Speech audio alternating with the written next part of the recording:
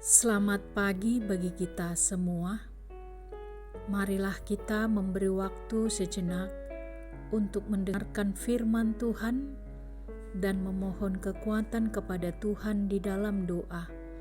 Kita berdoa. Ya Tuhan Allah yang Maha Kuasa, kembali kami datang ke hadapan-Mu mengucap syukur atas segala pemberian-Mu dalam kehidupan kami. Terlebih pada pagi ini, kami dapat bangun dan menikmati hari yang baru yang kembali Tuhan beri bagi kami.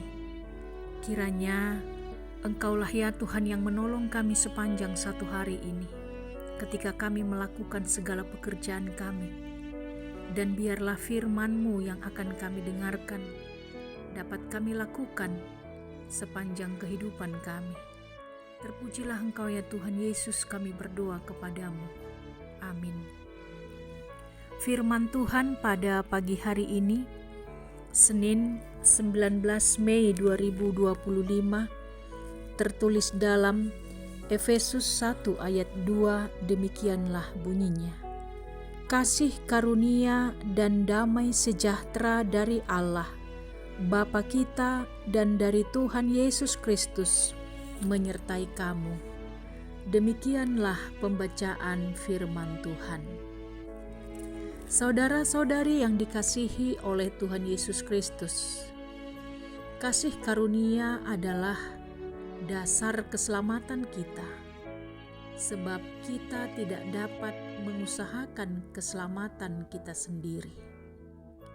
Dalam surat ini Paulus mengingatkan jemaat Efesus yang pada saat itu tidak lagi sungguh-sungguh hidup di dalam Kristus. Mereka menuruti jalan dunia ini, dan pola kehidupan lama kembali muncul dalam hidup mereka. Maka dengan suratnya ini, Rasul Paulus ingin mereka hidup sebagai orang-orang yang sudah diselamatkan karena kasih karunia Allah. Paulus juga ingin agar mereka sungguh-sungguh memiliki kehidupan baru, yakni suatu kehidupan yang tidak lagi dipengaruhi oleh kehidupan lama dan tidak menyia-nyiakan kasih karunia Allah yang demikian besar yang sudah diberikan kepada mereka. Kita yang telah mati oleh karena dosa-dosa dan pelanggaran kita, telah dihidupkan kembali bersama-sama dengan Kristus. Sehingga sejak kita ada di dalam Kristus, tubuh dosa telah hilang kuasanya dari kehidupan kita. Kita tidak lagi hidup di bawah kuasa dosa. Sebaliknya, kita hidup di bawah kuasa kasih Tuhan Yesus Kristus. Oleh karena kasih karunia-Nya, kita diselamatkan.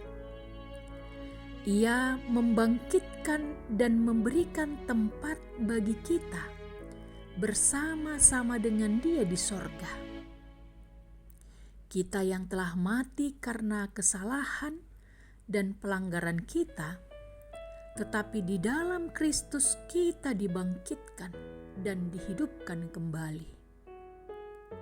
Allah telah menganugerahkan keselamatan kepada kita, dan hal ini merupakan suatu pengharapan yang pasti bagi kita orang-orang yang percaya kepadanya. Kita telah menerimanya semua itu semata-mata hanya karena kasih karunia-Nya. Karena itu saudara-saudari yang terkasih, marilah kita hidup dalam sukacita akan kasih karunia Allah yang mengubah hidup kita dan membagikan anugerah dan pengampunan tersebut kepada sesama kita. Amin. Kita berdoa.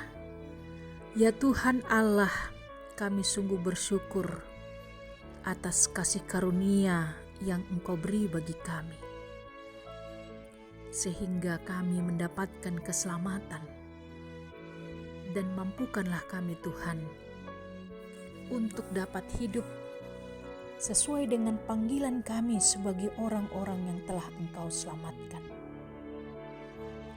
Mampukan kami Tuhan menjalani kehidupan yang baru ini dengan penuh ketaatan kepadamu.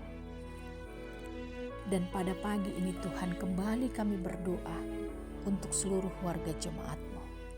Terlebih-lebih mereka yang sedang sakit. Kiranya tangan-Mu yang penuh kuasa itu Tuhan, memberikan kesembuhan dan kesehatan bagi mereka. Demikian juga untuk jemaat-Mu yang sedang dalam duka cita dan dalam pergumulan yang berat. Kiranya Engkaulah ya Tuhan yang menolong mereka. Berilah kepada mereka kekuatan, penghiburan kepada mereka Tuhan. Demikian juga untuk jemaat-Mu, para lansia. Kiranya Engkau yang terus memampukan mereka menjalani kehidupannya dengan penuh sukacita, dengan keterbatasan mereka. Kami percaya Tuhan yang menuntun dan memelihara mereka. Terpujilah Engkau ya Tuhan Yesus Kristus, kami berdoa kepadamu. Amin. Selamat beraktivitas bagi kita semua.